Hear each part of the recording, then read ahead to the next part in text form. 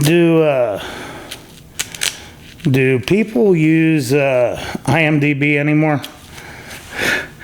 I mean, like I genuinely asked that because back in the day, yeah, I'll say that credits.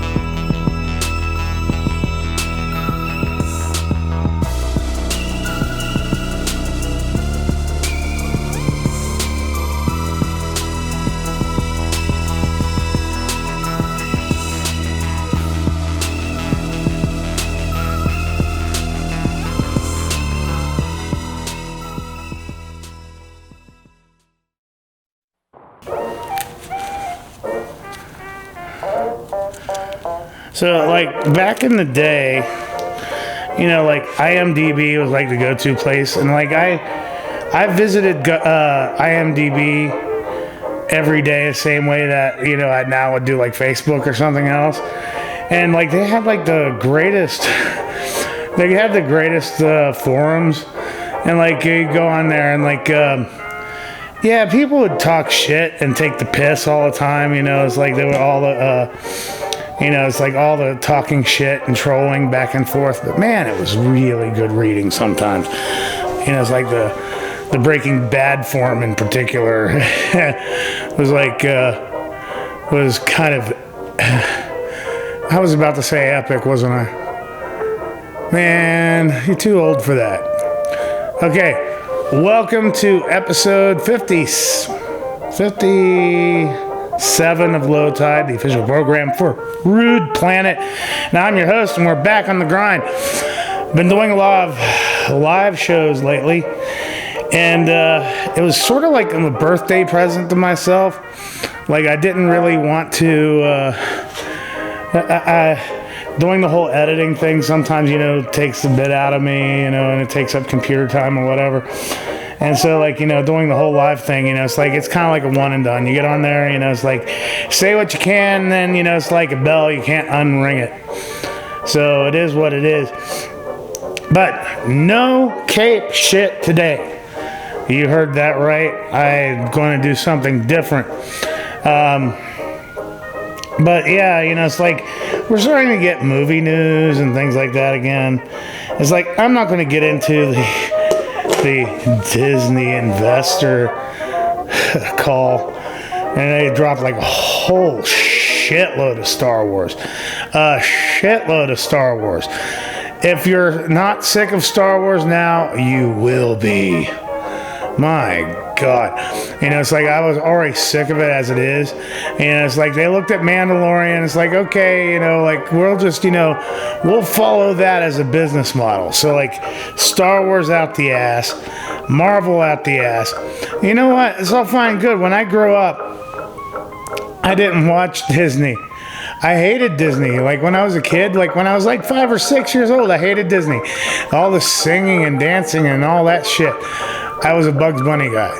And like I also like watch old sitcoms like, you know, Gilligan's Island and shit. So like Disney really wasn't in my wheelhouse. I think like the only exception to that was like Tron, and then I also like Darby O'Gill and the Little People and that sort of stuff.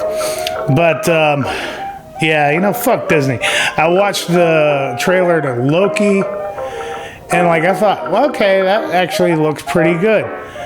And then, like, I'm reminded at the end, you got the old little Disney logo. And it's just like, it felt a little bit of myself die inside. It's like, Matt, you got excited for that. So, anyway, that's besides the point. One trailer that had like gone viral this week is the movie Nobody with Bob Odenkirk, and the trailer was being shared by like tons of people on Facebook. People were excited, it's like, yeah, Bob Odenkirk, fucking A, man, it's like Mr. Show and Better Call Saul, all that, just wonderful shit. And so like I watched the trailer, and like the first couple minutes of the trailer were fantastic, and it was like the first like minute of the trailer was fantastic. I was like, okay, I'm getting it. And then like the second half of the trailer shit the bed. It's like the God, I can't even remember. It's like almost like a week now since I've seen it, but like the trailer has like Bob Odenkirk. You see like he's like a family man, and somebody broke into his house, and like you see him like getting ready to do something, and then he just can't bring himself to do it, and then like people are sort of like busting his balls for like not protecting his family, and like that looked interesting. It had like a falling down kind of vibe. It's like a friend of mine used the appropriate word for this. It's like this would be an interesting movie if this is a guy, who was emasculated and then, suddenly decided to like take things into his own hands.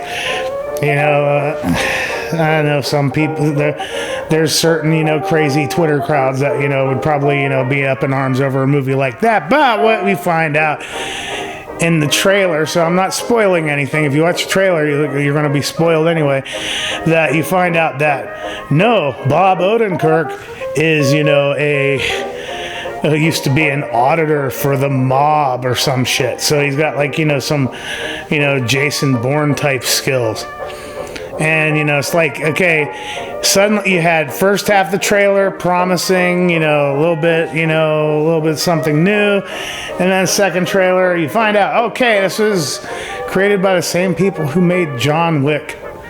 A movie where 90 minutes of people talking about how cool John Wick is. If you have to try to make a movie cool, it's not going. I know why you like John Wick, but fuck that movie. It's like you're gonna, try to make a movie cool, you're gonna fail every time. So out that way, oh man, I've not been able to sleep very well, and so like finally got to sleep last night. I woke up this morning at 4 o'clock in the morning, and so like my wife already went ahead and watched it yesterday, but like I went ahead and caught up with Brandon Cronenberg's Possessor, which is a new science fiction movie by the son of the great David Cronenberg. And what can I say about it?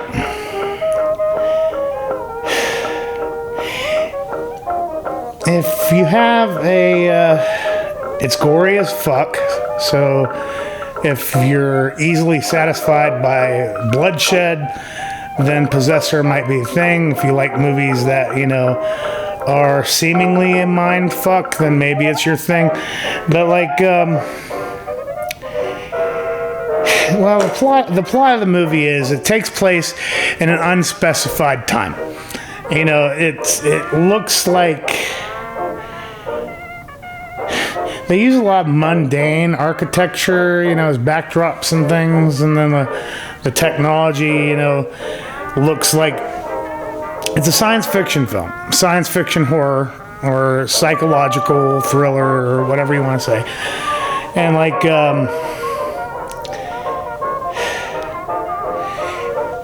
it's got shades of like Jeff Bezos and Elon Musk and a couple other things, but it's shot in a way that, makes it look like some of those early 70s pre-Star Wars science fiction movies. It's like, back, it's like in that Clockwork Orange, Logan's Run type era, where like some of it's a little bit fantastical, some of it's, down to earth, but, there's a dated quality to it. And with that sort of stuff, I like. Okay, this movie has a lot of visual appeal. Let's get into the plot of the movie. I've not even talked about it yet. The plot of the movie is there's a company that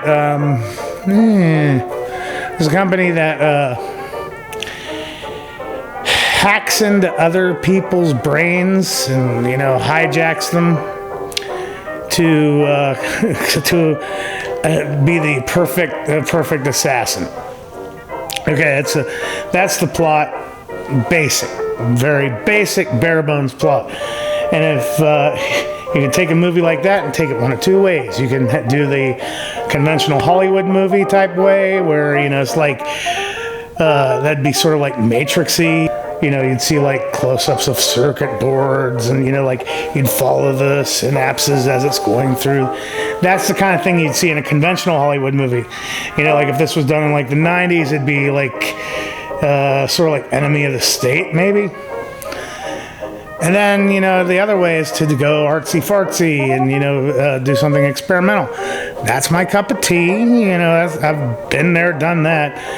But Brandon Cronenberg is the son of David Cronenberg. And David Cronenberg has a track record of doing, body horror and, fairly experimental, has a fairly experimental repertoire. And Brandon Cronenberg is, clearly following in his father's footsteps. So you have a movie that's kind of slow and meditative with these periods of like grotesque and over-the-top violence. And, it's all fine and good. And I was sitting here and I was like, the visuals of it are hypnotic. And, it's very surreal and experimental. But I found myself, I was not able to really connect with the movie. The whole concept of somebody hacking into somebody's brain, if you're going to be abstract about it, you have a real opportunity to address ideas of self. The movie acknowledges it, but it doesn't address it. There's some big ideas that the movie doesn't really go with, so it kind of misses the mark. The movie kind of becomes conventional, in the way that the movie's thesis is more about how violence dehumanizes somebody, and that's not you have like such a meaty a meaty palette to play with, and like what are you going to do? You're going to do something conventional like that? You got ideas of self, ideas of identity, it acknowledges it, it brings that up, but it's more about a matter of the main character. The main character is like a master assassin. She's nondescript, is kind of a homebody. But, she's clearly a sociopath, and she's not somebody that you can latch onto or identify with. And so, because you take a movie like Henry, Portrait of a Serial Killer, and you got something that hooks you in, and something that you can identify certain aspects of that person. You have an interesting character study. And here, this is very surface level. You're given the plot, you're given a lot of dizzying imagery, but there's this idea of the self, and what it means to hack into somebody else. Instead of just a few passing lines of dialogue, I'd love to see that explored a little bit more. It's something that there's an intimacy there that the movie doesn't quite give you. You can see that it's in the back of the movie's head, but at the same time there's a detachment, and as an audience member, for me, I found I couldn't engage in it. I thought that this movie was, being fairly surface level, wasn't really asking any grand questions. And you don't really have to ask grand questions. At least give, acknowledge the grand questions. But I felt I felt that the movie was keeping me at arm's length, and so, but yeah, it's very surreal, very vibrant. a lot of it's visceral for visceral's sake, and I'd like to really just see, you know, like what he would do if he revisits this world. So, anyway, Possessor is a recommend, but I use the phrase a lot when I review movies. I say you're going to get out of it what you're willing to put into it. You don't have to put a lot into this movie. You can take it for however you want. So it is a recommend. So I do have an unboxing tonight. It's a small box. That's the reason why I wanted to run my mouth about something. So let's take a break, and we'll be back.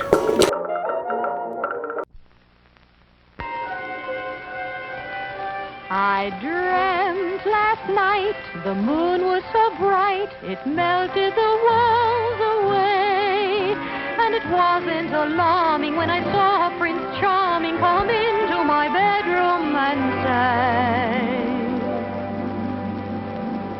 "Let me persuade you to come to the place where tomorrow meets today." "Ooh, thank you. It sounds very exciting. May I come just as I am?" Okay, so let's go ahead and get this goofy ass thumbnail out of the way. So I'll just let's just see.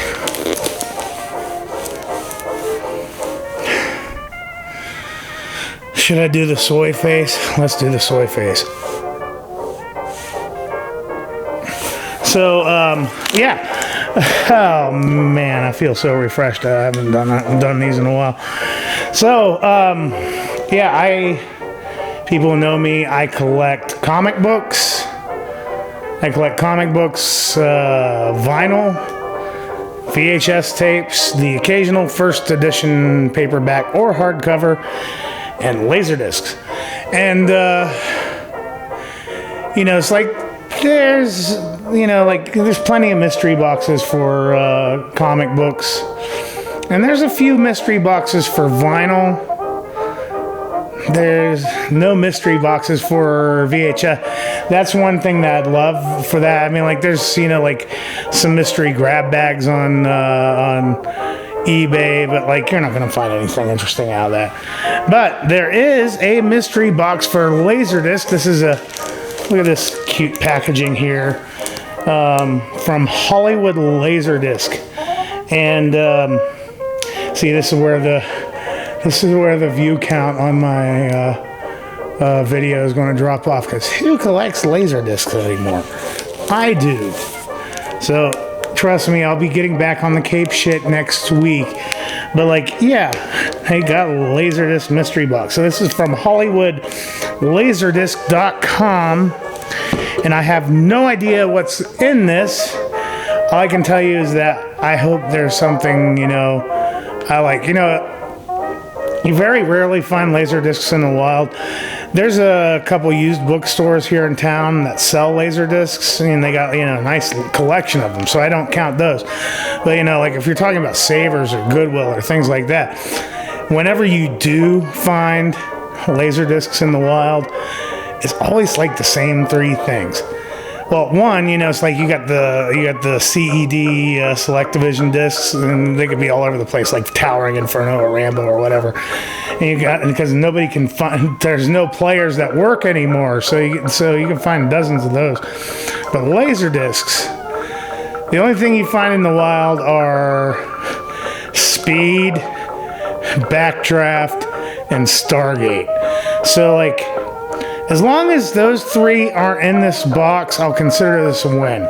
I have maybe about 50 Laserdiscs total, so like ways to grow my collection is fine. And I think that I'm thrilled that there's a mystery box for them, especially I think they're like $20, 20 or 25 bucks. So let's just cut into this and just start really just digging in. I'm excited. I'm like legitimately excited to do something other than Cape shit for a while. I got Cape shit next week. Don't you worry about that. But yeah, so man, let's dig in. Let's see what we have here. Oh man, already on the top, off the top.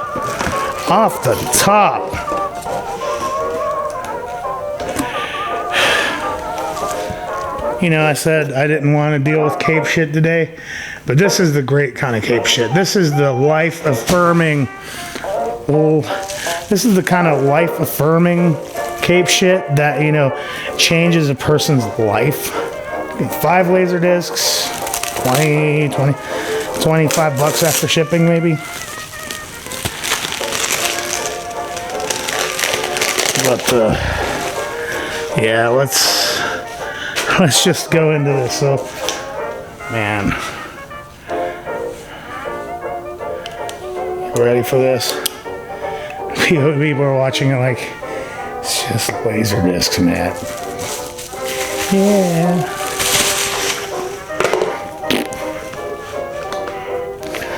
So this is one I'm very happy to have. We have The Two Jakes with Jack Nicholson. Sequel. Yeah, you know, it's like it's widescreen. This is basically like this is, you know, the sequel to Chinatown. I haven't watched it in years, but like it's I liked it quite a bit. It's very much a slow burn, but yeah, you know, this is definitely something I would buy from. Oh shit.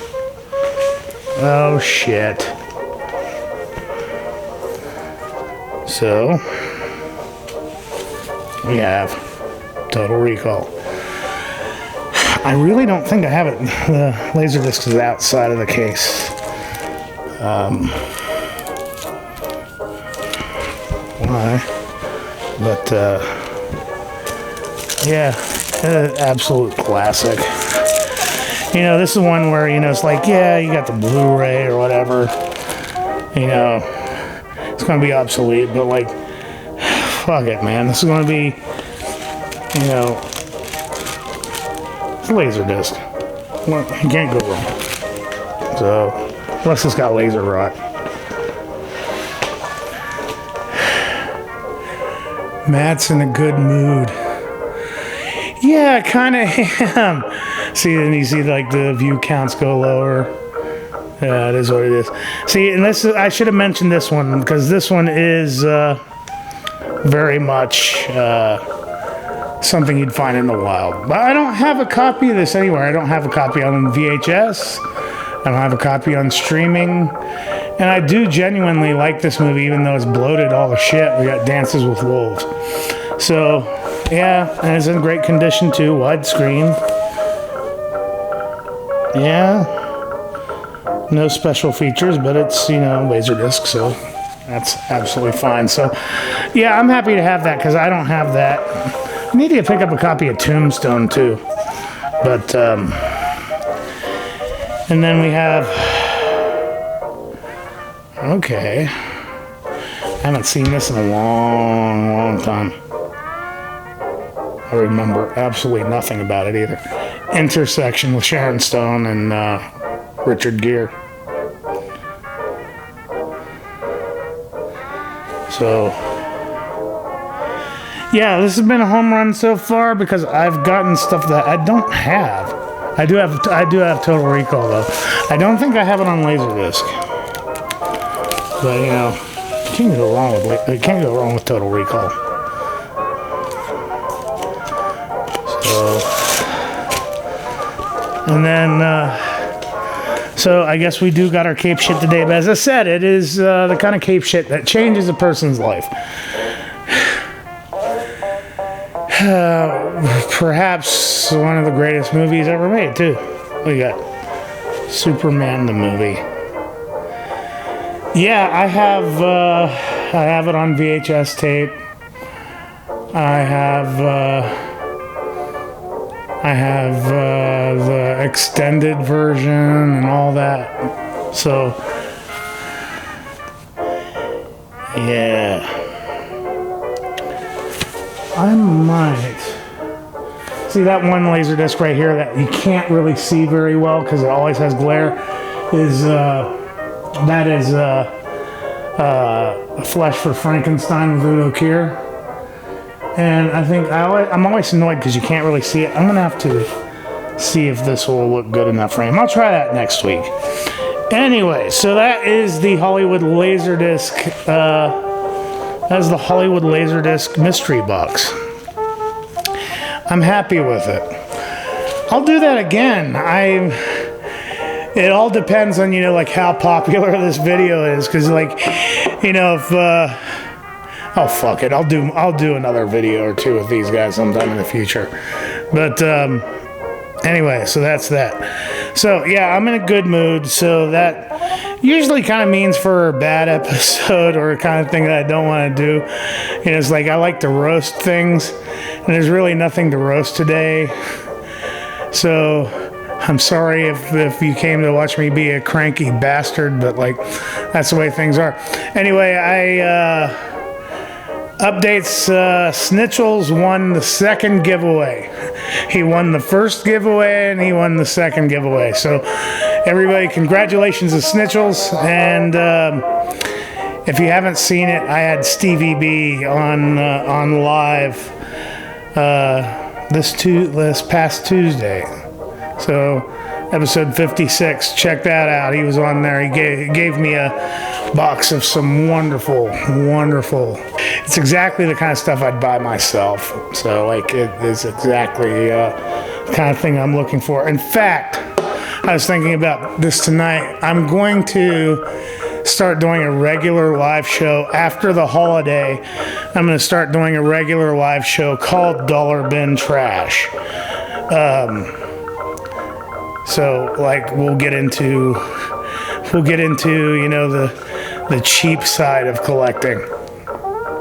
But and that's not to be confused with Dollar Bin Trolls, because I know that's a thing. This is Dollar Bin Trash.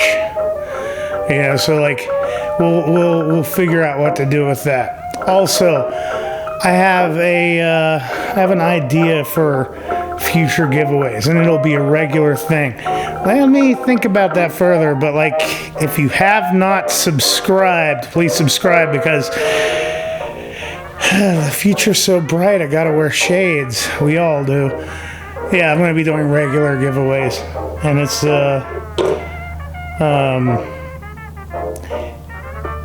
I'm going to figure out the logistics of it, but it's going to be a regular thing, maybe even weekly, if it works the way I want it to. I'm going to have to do a few test runs first. So anyway, thank you for stopping by. Be sure to stop by Tuesday, because I think I'm getting something in the mail that you'll all want to see. I know I do.